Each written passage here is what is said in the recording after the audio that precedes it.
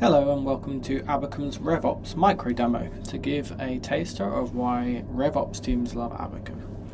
We'll explore how you can, within the platform, do both bottom-up and top-down revenue forecasting and analysis all in one space.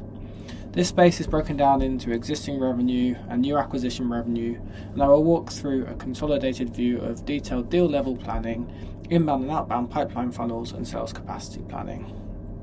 The purpose of this space is to allow you to align on your business objectives seamlessly by giving you the opportunity to combine commercial and operational data from your CRM and financial planning all in one tool within Abacum, and of course collaborate with the main stakeholders on this.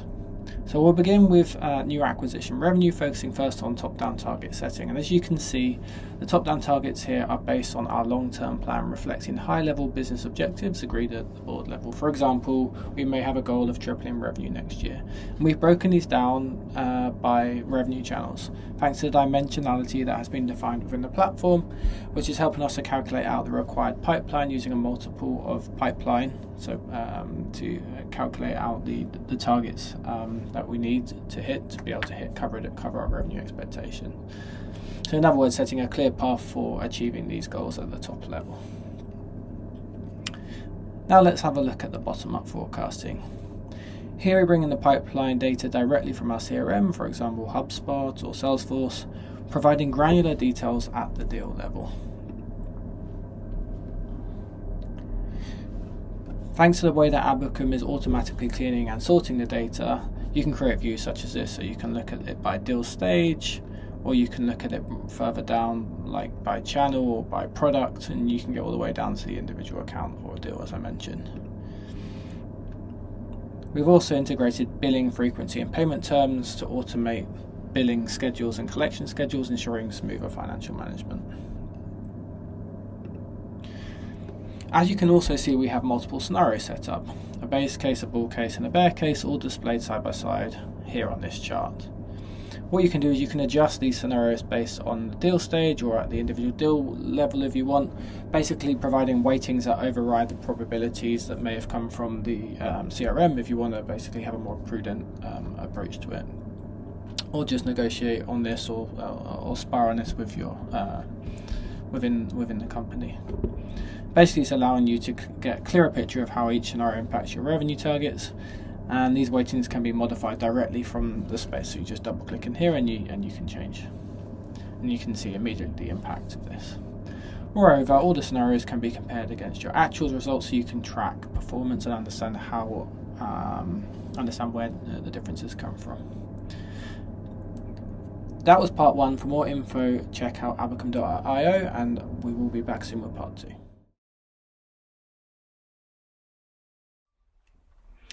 Hello and welcome to part two of Abacum's RevOps demonstration that looks into pipeline coverage and sales capacity planning. So we're pulling in the next 3 months of pipeline data here from our CRM, and we're focusing on deals within this expected 3-month sales cycle, so that's why we've got 3 months here. This helps us to see if we have enough coverage to meet our top-down targets. For example, here in March, we're below coverage, but later stage opportunities might still allow us to close the gap. You can see that we have the conditional formatting that gives us a quick visuals as to where we stand. Next, we can look at the levers we can pull to influence pipeline. Here we have an inbound and outbound funnel. For outbound, you can track activities by sales reps such as SDRs and account executives, and monitor performance based on outbound sequences and conversion rates. This enables us to fine-tune activities for greater revenue generation. So for example, here we can see we're underperforming on some of the levels of activity, but actually an overperformance on conversion rates. So we can adjust our expectations and maximize opportunities in the pipeline by sharing insights here. The inbound funnel looks at ad spend, cost per lead, and conversion rates, and this time it's at a vendor level. Now we move on to sales capacity. Here we can assign quotas to our sales reps based on territories or other metrics such as products, depending on how we defined the dimensions previously. You can see there's a ramping effect, and effectively we can adjust the quotas accordingly. By inputting the attainment rates, We can calculate bottom-up error and compare it eventually to our top-down target, giving us a clear view of where we're hitting our or missing goals. That was part 2 of our RevOps micro demos. For more info, check out abacum.io. Hello and welcome to part 3 of Abacum's RevOps demo. In this part, we're going to dive deeper into customer cohort analysis, one of the most powerful tools for tracking revenue generated by existing customers over time, and one of Abacum's features that excels. This table you can see here is exactly the same as the chart above, but with more granular breakdown. Once again, thanks to the data dimensionally defined in Abacum. We track the actuals and calculate the forecasts. These forecasts are calculated based on retention curves, which are derived from historical data, allowing for more accurate predictions about future customer behavior. What's particularly important here is the flexibility of the dimensions that I've just opened that you can include within the table. For example, here you can see I have 2 products across 3 locations. This multi-dimensional approach allows you to avoid the overwhelming complexity that you typically face if you were doing this in Excel.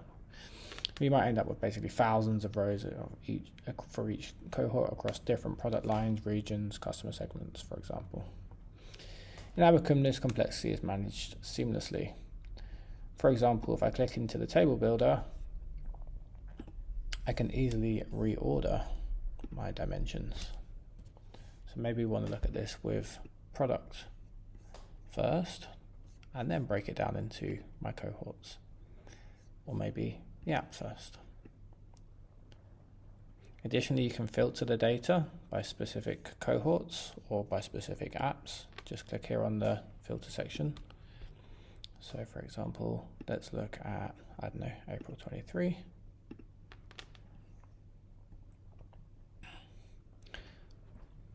So it basically allows you to quickly isolate that cohort and assess the performance. This level of granularity provides actionable insights into customer retention and revenue patterns.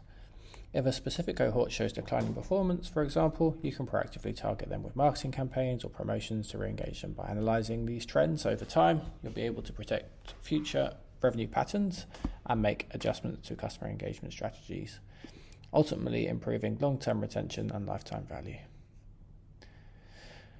With Abacum, RevOps becomes a seamless data-driven process. You can easily balance top-down strategic goals with bottom-up operational execution, all while maintaining flexibility and real-time insight into your pipeline and customer base. Thank you for your attention, and feel free to reach out with any questions to schedule a deeper dive into the platform. For more information, please check out abacum.io.